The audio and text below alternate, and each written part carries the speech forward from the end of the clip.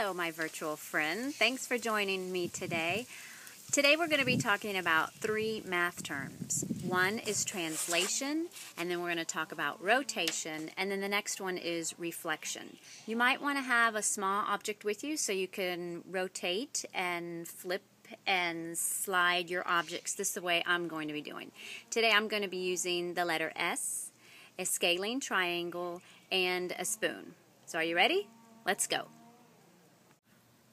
Our first term is translation, which is also slide. For those of you watching this that are in kindergarten, you'll learn the word slide. For those of you in the higher grade, it's translation. Let's slide or translate the letter S.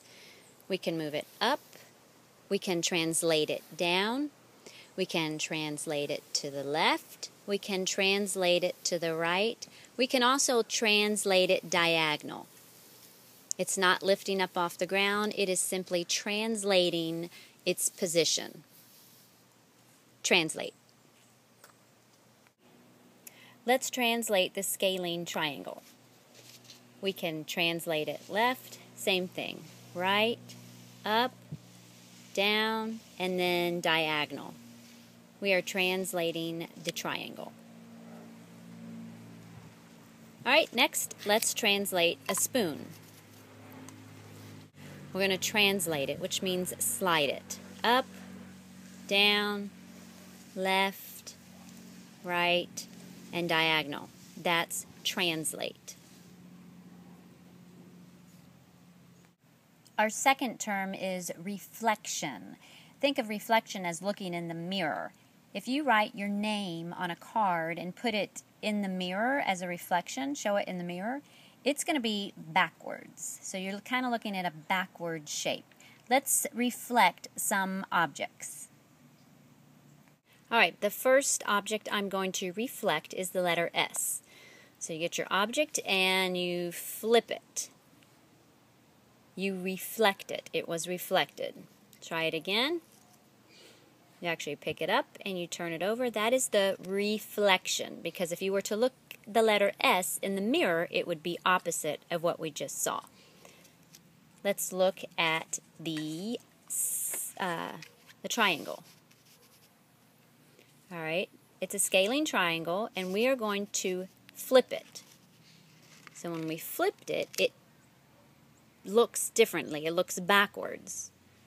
That is a reflection. You flip it. If you were to look at this in the mirror, it would be different. And our last is the spoon. Here's the spoon, and I am flipping it. Its shape didn't really change. If you got a pencil and you drew around it like this and then you flipped it over, it looks like it would have the same shape. You'll have to try that out at your house. If you flip your object, if you reflect it, did it change its shape? Our last term for today is rotation, which is also a turn. See, I'm going to rotate my card.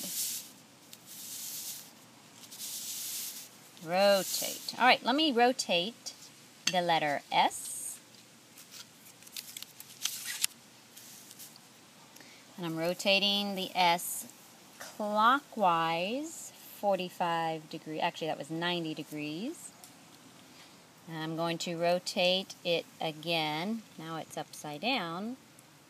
I'm going to rotate it 270 degrees, and I'm rotating it one more time, and so that is where I started with my letter S in the rotation. The next thing I'm going to rotate is my triangle. Back up a little bit here. Alright, you have to remember where your starting point is. I'm going to rotate it 90 degrees. I'm rotating it another 90 degrees, which means it's 180. I'm rotating it another 90 degrees, which is 270. And I'm rotating it one more time back up to the top, which is 360 degrees. I just rotated the triangle. My last thing to rotate is the spoon. And I'm going to rotate this counterclockwise, which is like counting down from the clock. 12, 11, 10, 9. I'm rotating the spoon counterclockwise. There's 270 degrees and back up to 12 o'clock, which I just rotated counterclockwise 360 degrees. Well, that takes care of our talk today on rotation, translation, and reflection. I wanted to introduce my dog to you. Here we go. Look, she's getting a little treat today because she learned the lesson too. Yes, good girl.